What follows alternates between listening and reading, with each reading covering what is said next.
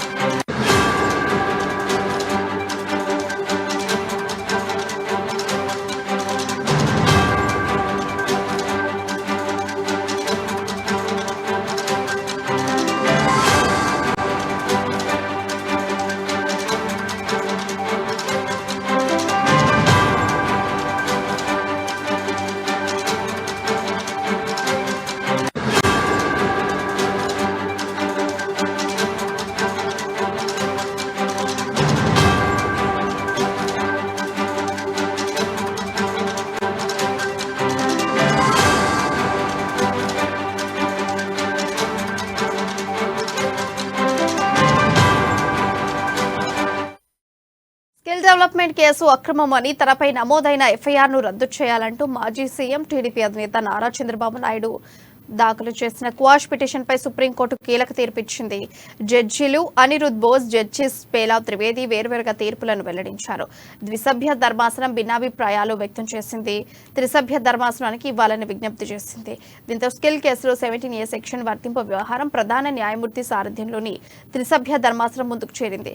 Skill development కేసులో అవినీతి నిరోధక చట్టంలోని సెక్షన్ 17A కింద గవర్నర్ నుంచి ముందు అనుమతి తీసుకోకుండానే ఏపీసీఐడీ తనపై కేసు నమోదు చేసి అరెస్ట్ చేసిందని చంద్రబాబు పిటిషన్ దాఖలు చేశారు. గతేడాది సెప్టెంబర్ 22న ఏపీ హైకోర్టు తన క్వాష్ పిటిషన్ను కొట్టివేయడంతో ఆయన సుప్రీంకోర్టులో స్పెషల్ లీవ్ పిటిషన్ దాఖలు చేసిన విషయం తెలిసింది.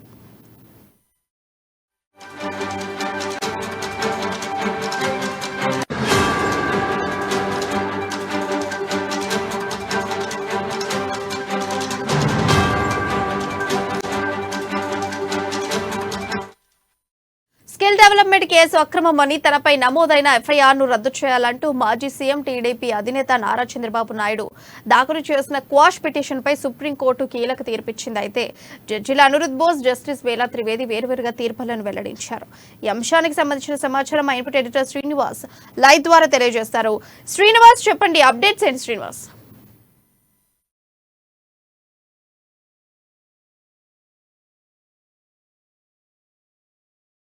ఎందుకంటే సుప్రీంకోర్టులో ఈరోజు ద్విసభ్య బెంచ్ ఏదైతే తీర్పు వెలువరించిందో అది భిన్న అభిప్రాయాలు వ్యక్తం చేసింది. ఎందుకంటే ఇద్దరు సభ్యులతో కూడిన ద్విసభ్య సభ్యులో జస్టిస్ వేలా త్రివేది అనే వెలువరించిన తీర్పు భిన్నంగా ఉన్నాయి. ఒకటి చూసుకుంటే కనుక 17A, ముఖ్యంగా 17A మీదనే కేసు డిపెండ్ అయి ఉంది. సో ఈ 17A కేసుకు సంబంధించి కూడా ఇద్దరు జడ్జిలు కూడా భిన్నమైన తీర్పులు ఇవ్వడం జరిగింది.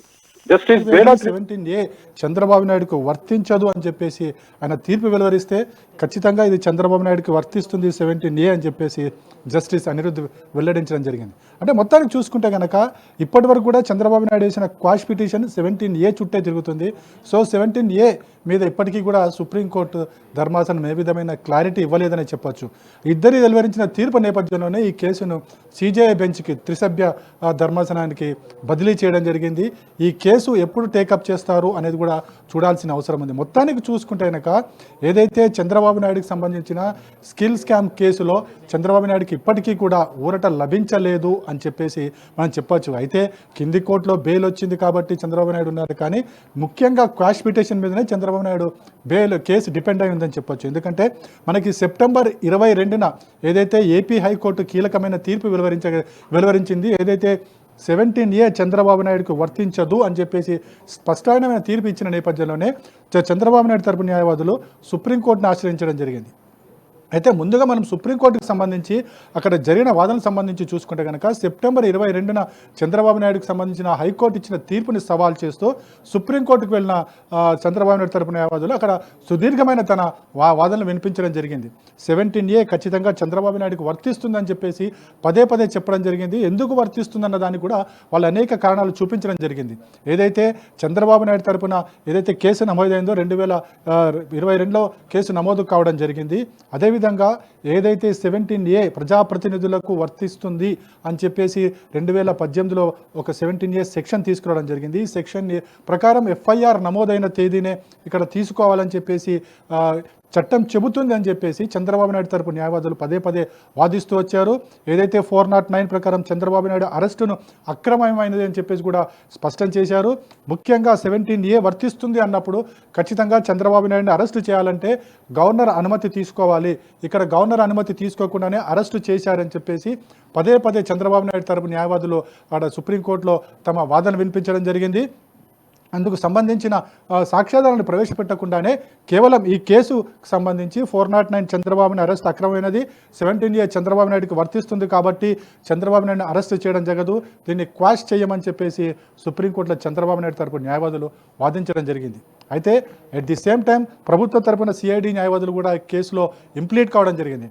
ఇంప్లీడ్ అయిన తర్వాత చంద్రబాబు నాయుడుకి 17A వర్తించదని చెప్పేసి స్పష్టంగా వాళ్ళు పేర్కొనడం జరిగింది. ఎందుకు పేర్కొన్నారంటే చంద్రబాబు నాయుడు తరపున ఏదైతే స్కిల్ స్కామ్ కేసు అవుతుందో ఇది 2018 ముందే కేసు నమోదైంది, FIR కూడా తయారైంది, FIR కూడా ఉంది. కాబట్టి కేసు 2018లో వచ్చిన సెక్షన్ Aకి ఇది ఖచ్చితంగా వర్తించదు అని చెప్పేసి పదే పదే తమ వాదనలు వినిపించారు. ఆ వాదనలో 17A చంద్రబాబు నాయుడుకు వర్తించదు కాబట్టి అరెస్టు చేయాలనుకున్నప్పుడు గవర్నర్ అనుమతి తీసుకోవాల్సిన అవసరం లేదని చెప్పేసి పదే పదే స్పష్టం చేశారు. అదేవిధంగా ఈ స్కిల్ స్కామ్ కేసుకు సంబంధించి తమ వద్ద అనేక ఆధారాలు ఉన్నాయి అని చెప్పేసి కూడా ఉన్న ఆధారాలను కూడా సుప్రీంకోర్టు ముందు ప్రవేశపెట్టడం జరిగింది. ఇరుపక్షాల వాదనలు విన్న తర్వాత సుప్రీంకోర్టు ఈ కేసుకు సంబంధించి దాదాపు నెల రోజుల పాటు ఇటు చంద్రబాబు నాయుడు తరపు న్యాయవాదులు కావచ్చు, ఇటు CID తరపు న్యాయవాదులు కావచ్చు తమ వాదనలు వినిపించారు.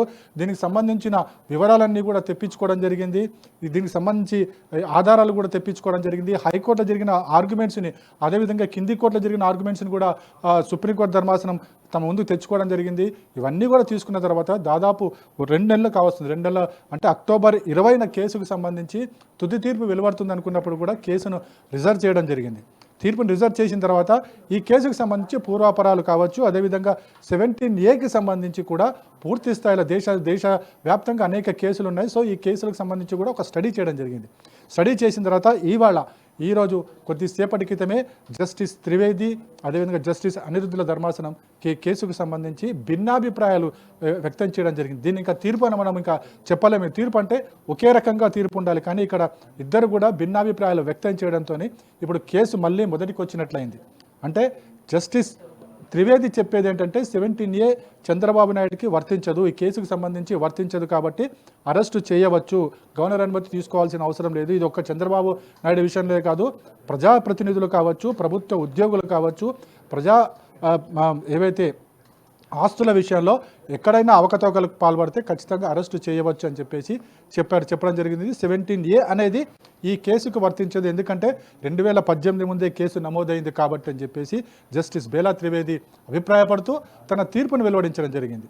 At the same time justice Anirudh ఈ కేసుకు సంబంధించి తన అభిప్రాయాన్ని వ్యక్తం చేస్తూ 2018లో 17A సెక్షన్ వచ్చింది కాబట్టి ఖచ్చితంగా చంద్రబాబు నాయుడు అరెస్టు చేయడం తగదు, ఈ కేసుకు సంబంధించి ఇది గవర్నర్ అనుమతి తీసుకోవాల్సిందే అని చెప్పేసి కూడా స్పష్టం చేయడం జరిగింది. అంటే 17A మీద ఇప్పటివరకు కూడా దేశవ్యాప్తంగా ఒక ఉత్కంఠ నెలకొంది. ఒక్క తెలుగు రాష్ట్రాల్లోనే కాదు, చాలా దేశవ్యాప్తంగా కూడా 17A కేసు మీద చాలా కేసులు ఉన్నాయి. అంటే ప్రజాప్రతినిధులు కావచ్చు, ప్రభుత్వ ఉద్యోగులు కావచ్చు, ఈ 17A వర్తిస్తుందా వర్తించదా 2018 తర్వాత నమోదైన కేసులు విషయంలో అయితే ఇది వర్తించదు, ఎందుకంటే ఖచ్చితంగా ఈ సెక్షన్ వచ్చింది కాబట్టి. కానీ 2018 ముందే FIRలు ఉన్న కేసులకు సంబంధించి ఇది వర్తిస్తుందా వర్తించదా అనేది ఒక ఉత్కంఠ అయితే నెలకొంది.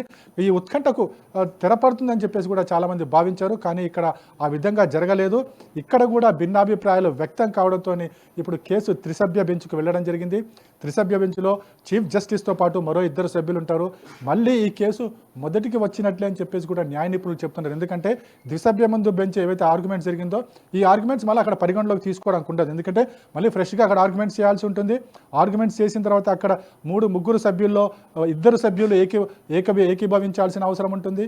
సో ఇవన్నీ కూడా చూడాలంటే మరి ఈ కేసుకు సంబంధించి మరికొంతకాలం ఇంకా సాగే అవకాశం అయితే మనకు కనిపిస్తుంది. ప్రియా, న్యూస్ చూసుకుంటే మీరు అన్నట్టుగానే కేసు మళ్ళీ మొదటికి వచ్చింది.